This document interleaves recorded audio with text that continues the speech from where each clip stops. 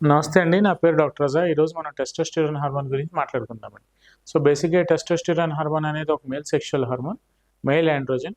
ఒక చిన్న పిల్లవాడు తన యుక్త వయసులోకి వచ్చిన తర్వాత కానీ, తన టీన్స్‌లోకి అటైన్ అయిన తర్వాత కానీ, బాడీలో ఏదైతే న్యాచురల్‌గా చేంజెస్ అవి రావాల్సినవి ఉంటాయో, ఈ టెస్టోస్టెరాన్ హార్మోన్ ఉత్పత్తులు రిలీజ్ అయిన తర్వాత ఈ గడ్డాలు, మీసాలు రావడం గానీ, యాక్సిలరీ హెయిర్, ప్యూబిక్ హెయిర్ రావడం గానీ, మౌస్టేచ్, బియర్డ్ డెవలప్‌మెంట్స్ కానీ, వాయిస్ చేంజ్ ఏదైతే బేస్ ఆఫ్ ద వాయిస్ ఉంటదో, ఆ వాయిస్‌లో చేంజ్ రావడం గానీ, ఫిజికల్‌గా న్యాచురల్‌గా అంటే ఫిజికల్‌గాను తన mental stabilities, mental abilities, capability of thinking లేదంటే ఫిజికల్‌గా స్ట్రక్చరల్ చేంజెస్ ఏవైతే ఉన్నాయో ఆ చేంజెస్ కానీ, తన పేరెంట్స్ బట్టి జెనెటిక్ క్యారెక్టర్స్ ఏవైతే ఉంటాయో హైట్ చేంజెస్ కానీ, ఇవన్నీ జనరల్‌గా ఈ టెస్టోస్టెరాన్ హార్మోన్ రిలీజ్ అయిన తర్వాత ఆటోమేటిక్‌గా ఈ బాడీలో చేంజెస్ అనేవి రావడం జరుగుతూ ఉంటుందండి.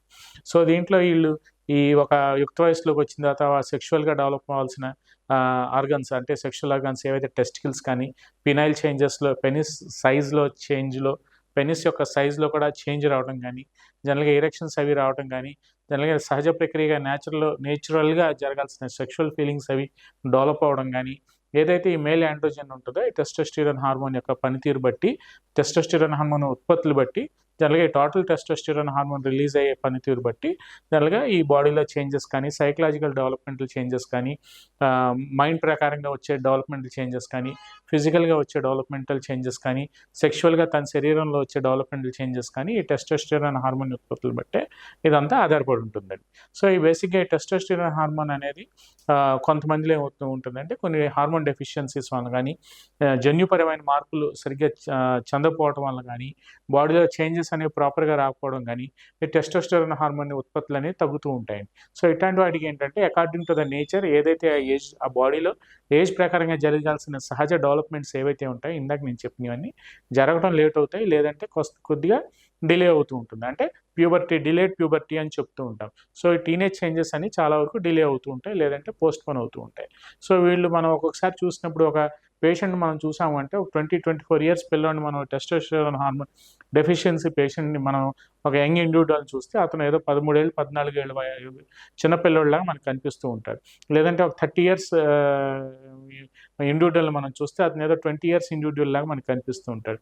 ఎందుకు అలా జరుగుతుంది అంటే జనరల్‌గా టెస్టోస్టెరాన్ హార్మోన్ డెఫిషియన్సీస్ వలన ఉత్పత్తులు సరిగ్గా జరగకపోవటం వల్ల బాడీలో వచ్చే చేంజెస్ అన్నీ ఆటోమేటిక్‌గా డిలే అయిపోతూ ఉంటాయి. సో, వాళ్ళలో ఏం చేంజెస్ కనిపిస్తూ ఉంటాయంటే బేస్ ఆఫ్ ద వాయిస్ అనేది చాలా సన్నగా ఉండటం, హెయిర్ అనేది డెవలప్‌మెంట్‌లో కొంతమంది బట్టతల అది ఉండటం, హెయిర్ అనేది ప్రాపర్‌గా డెవలప్ కాకుండా జరగటం, ఈ గడ్డాలు, మీసాలు ఈ చిన్ పార్ట్ అనేది బాగా నున్నగా ఉండటం, స్కిన్ అనేది బాగా నిగనిగలాడినట్టు ఉండటం, సెక్షువల్‌గా ఏవైతే చేంజెస్ ఉన్నాయో ఆ చేంజెస్ అనేవి డెవలప్ కాకుండా ఉండటం, ఎరెక్షన్స్ అనేవి ప్రాపర్‌గా రాకపోవటం, కొంతమంది శీఘ్రస్ఖలన సమస్యలు డెవలప్ అవ్వటం ఇవన్నీ ఉంటూ ఉంటాయండి.